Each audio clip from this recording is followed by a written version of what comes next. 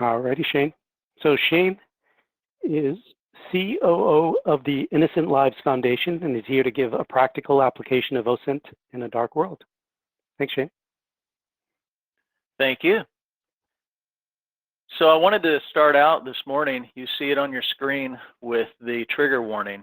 We're going to talk about some difficult subjects, and if you feel for any reason that this may not be for you, please don't hesitate to head over to another track. You can always catch up with us on our Discord channel, the Innocent Lives Foundation here, or go ahead and you can reach out to us another way, and we will be more than happy to have a conversation with you. So while some of the information that we're going to discuss is shocking and it may raise some fear, that's not the goal of our conversation this morning. We want to raise our awareness up and get us all talking as a community and also those families. And then within this group at Layer 8, I want to challenge you to think about how you might be able to use your skill sets, not only to help the Innocent Lives Foundation, but other organizations that are here that are doing other great works right now. So begin thinking about those things. The other thing that I want to challenge you to do is to think about how you feel during this conversation. So at the Innocent Lives Foundation, if you're not familiar with us, we unmask or we identify child sexual abusers who think they're anonymous and they're committing crimes against our children. And we do so in a way that allows law enforcement to take our research and then to take action on behalf of these children. So again, we're going to discuss this case internally. We call it the case of Baby Doe.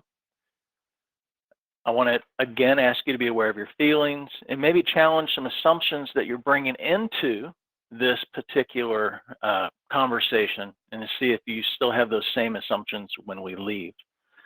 So a few months ago, while we were searching for case leads, we ran across an online forum with a thread that was dedicated to the abuse, the sexual abuse of very young children.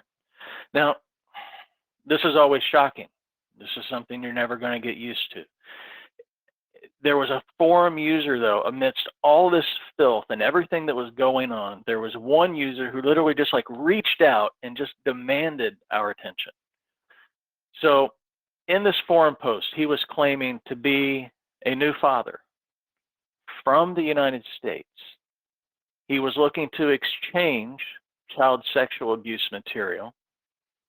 He was also looking to produce child sexual abuse material, and he was looking to meet people locally. So right in his own neighborhood, he wanted to try to meet people to do this. And if all of that were not enough, he was offering to use his own baby in the production of these materials. So as you can likely imagine, we started the unmasking process almost immediately. Now, one of our core tenets at the Innocent Lives Foundation is that we will not release any material that may possibly educate a predator. So in this conversation, we're not going to tell you how we did this unmasking, but I want to encourage you as an OSINT practitioner to think through this. What would you do next?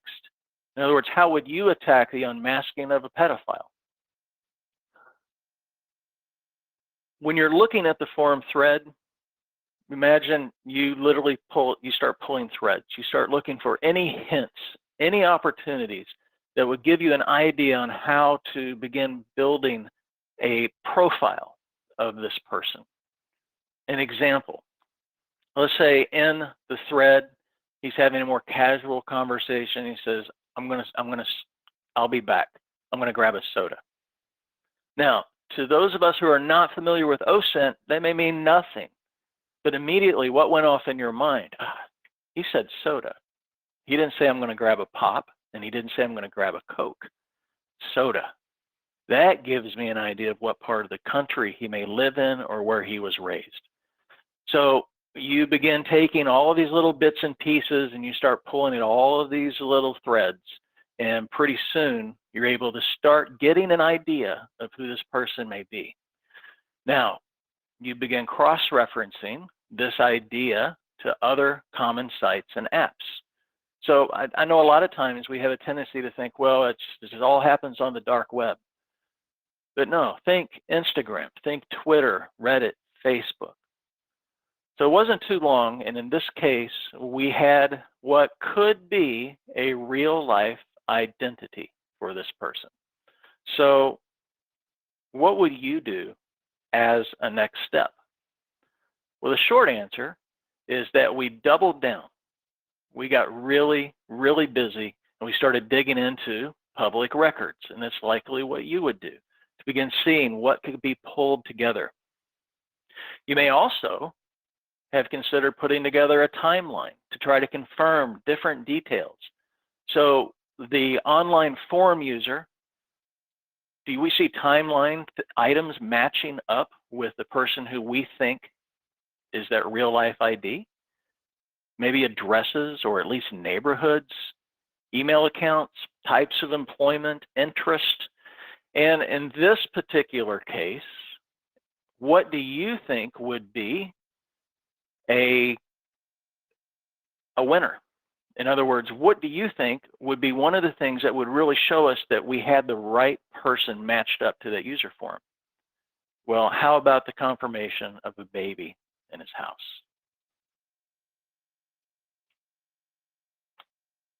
So we dug in, we dug deeper, and the research revealed a 40-year-old man living a double life.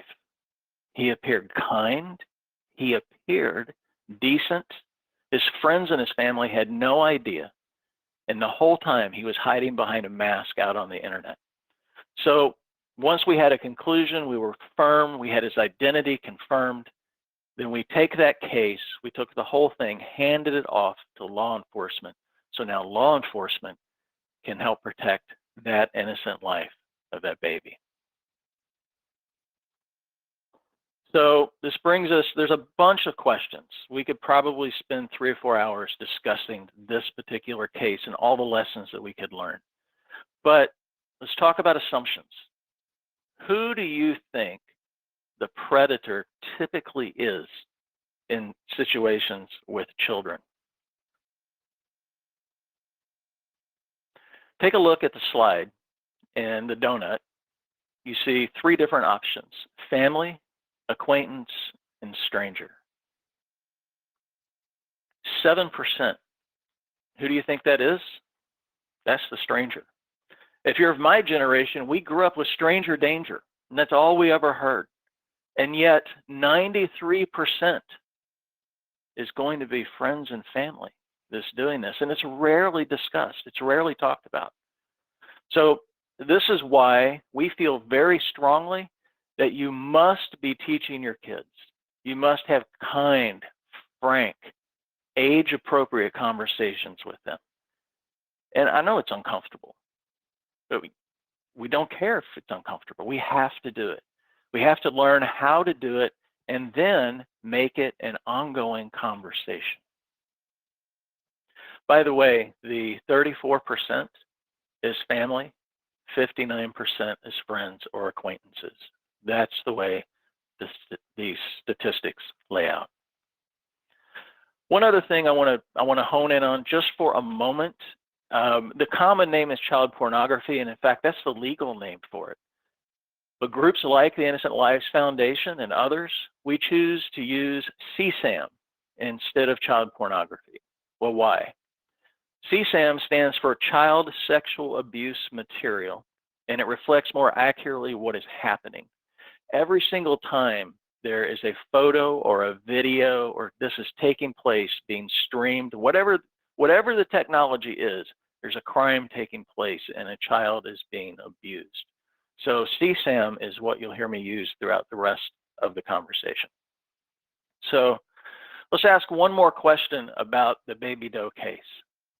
When you were going through this, did you feel that the case was unusual? I wish it was. Unfortunately, the numbers don't tell us that it is. So this screen that you're looking at is from a talk given by Julia Cordua from Thorn. And it is based on a paper that was done by Google, NCMEC, which is the National Center for Missing and Exploited Children, and Thorn. It was released last year. Take a look at those numbers for just a few moments. This is child sexual abuse material as reported in only the United States. So global problem, small reporting, just the United States. In 2018, there were over 45 million pieces of this material reported. But look at the year before, 2017, only 20 million. Now I say only 20 million because that's more than half of what's taken place the next year. That slope is just flying uphill. Now, as a person who's interested in technology, look at that line going flat for a long time, and then all of a sudden we see it just shoot straight up. Can you think of what may have started taking place in 2015 that may have edged that line up? Tor. What about 2016, especially 2017? Simplified video sharing. We see a definite connection between the availability and the ease of using technology and this happening. So we don't have numbers for 2019 yet, but we can take a look at the graph, and if it does what we think it's going to do, it's going to be another horrendous number.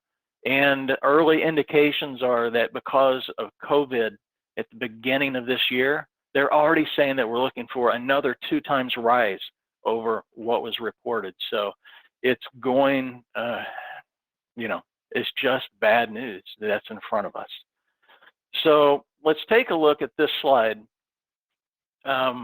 And this is by far the hardest slide in the deck. Once we get through this deck, it will be easier to take. This was from a study done in 2016, and it allows us to see not just the number, so not the 45 million type number of CSAM, but more importantly, what those percentages are, what that CSAM may look like. So you see a bunch of numbers on the left-hand side, the 53%. What does that represent? That 53% represents the amount of CSAM, child sexual abuse material, that the children in it were under 10 years of age. Think about that for a few minutes. It's obscene if you do the math. It's horrendous.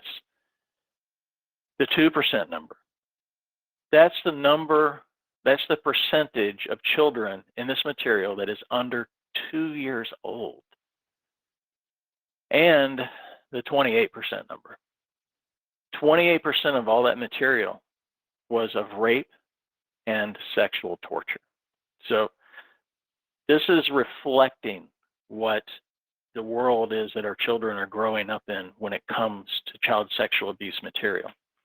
Now, at this point, it would be very easy for us to think, well, a lot of those things must have been getting reported over and over and over. You know, they see the same image, and 1,000 people report that same image.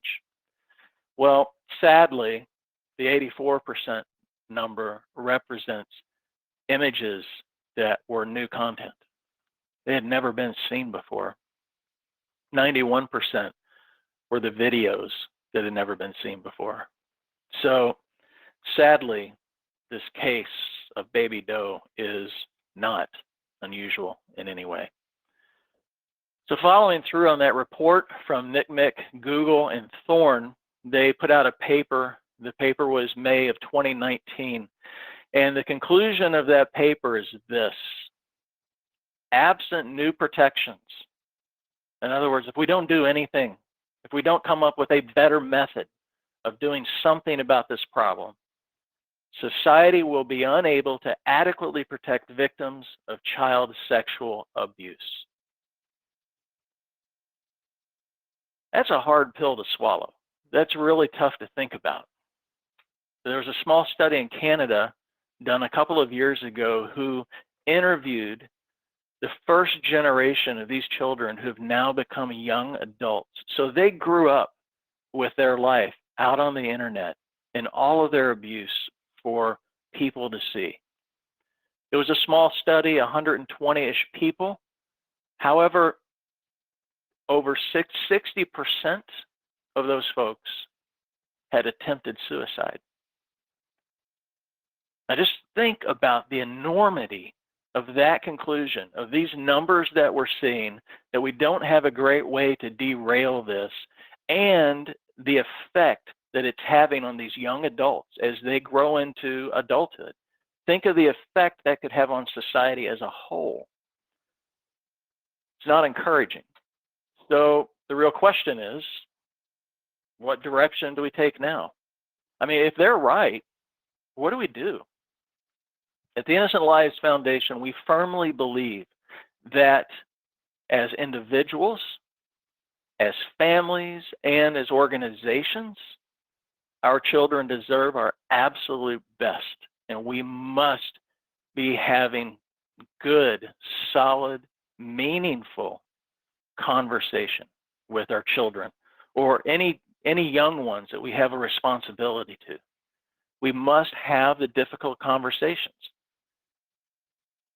Think for a moment about when you were a child.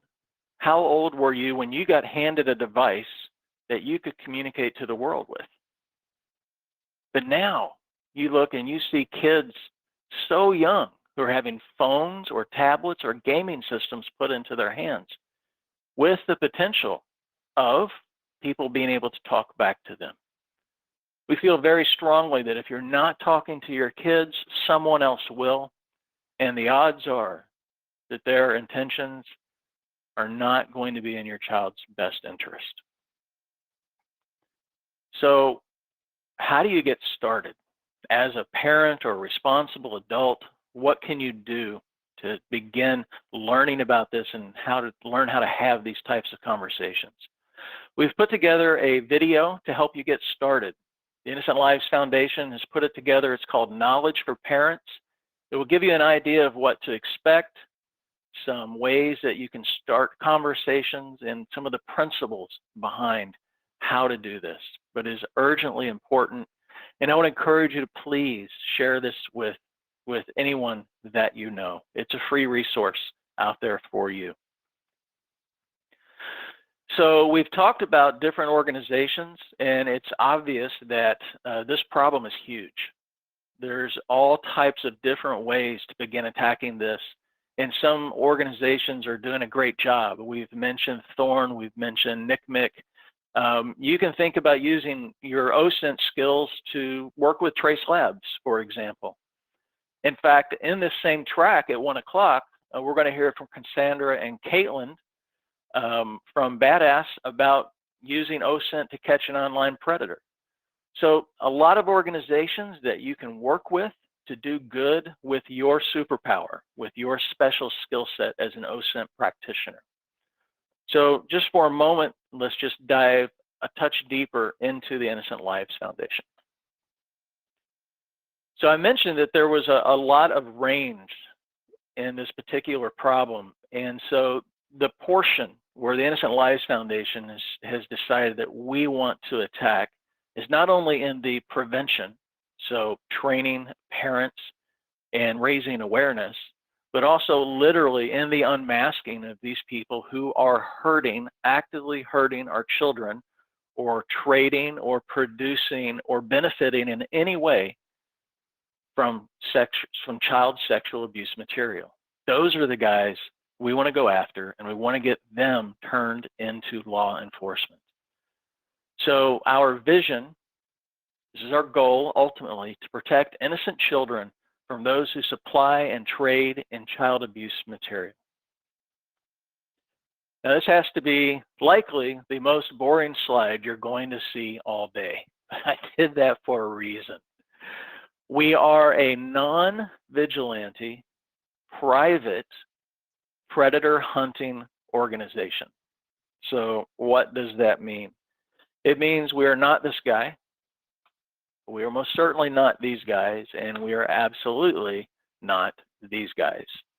So if you brought an assumption coming into this talk that you were leaning towards vigilantism, I would love to challenge you. You don't have to agree with us, but I would love to challenge you to watch our 2019 DEF CON talk entitled Why Vigilantism Doesn't Work.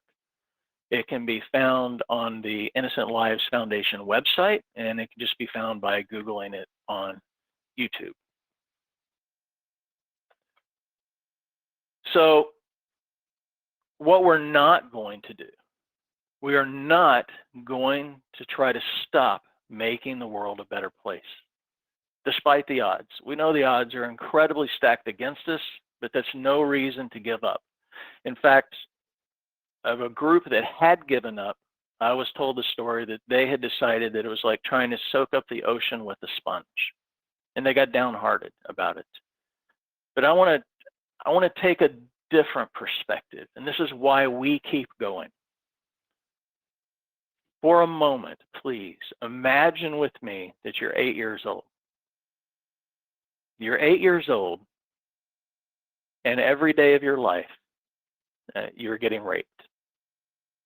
You're getting abused. Now think about what your life must be like. And then all of a sudden, just one day it stops. Because that person, you have no idea why, but that person was removed from your world. That's our goal. If we can change the world that just one child lives in, we think all of our effort is worth it, and it is a win. Here are some numbers from us, from the Innocent Lives Foundation. In 2018, by the end of 2019, we were able to turn in 86 files and hand them over to law enforcement for law enforcement to take action on. So far this year in 2020, we've already eclipsed that. We're at 119 files this year. So that's 119 files so far that law enforcement is able to work with and take action and maybe just change the world that one that's being affected by, that kid lives in is being affected by these guys. And 2019, by the end, we've gone through a tremendous growth spurt, and we have ended up at 35 volunteers total at the end of 2019. In 2020, we were at 39.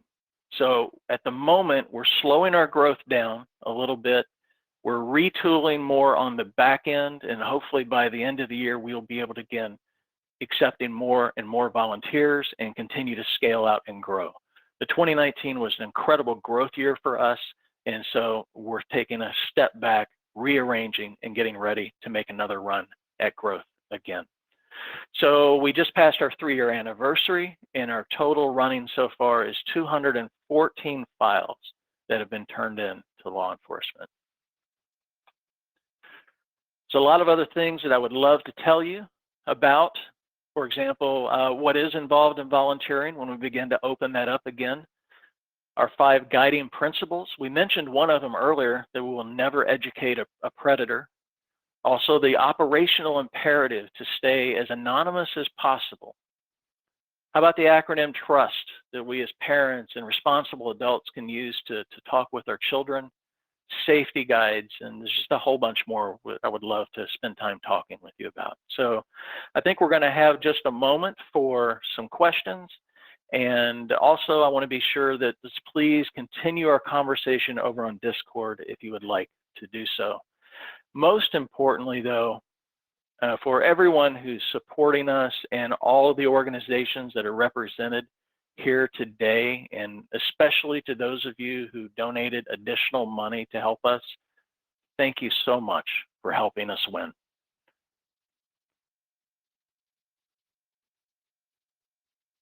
I appreciate that, Shane. Thanks so much for that talk. It's so incredibly important, the work you're doing. Thank you so much. Can you hear me okay? I can hear you. Yes, sir. All right, great. I have some questions. I think we have a minute or two. So one of the biggest questions that we see most often is, how can folks from the OSINT community help? Yep, that is the question that we get the most. If you are, so right now we've got a little bit of a backlog built up of people volunteering, but if you do want to volunteer, go to our website, fill out the form, and we will take a look and see if there's a great fit.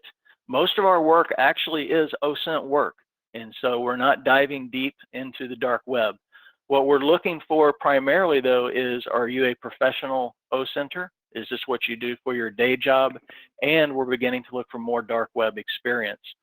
Follow us on social media. It may sound silly, but raising awareness is tremendous. And of course, like every nonprofit in the world, please consider donating. And what's the best way to approach local law enforcement to offer services if somebody, if an individual wanted to do that?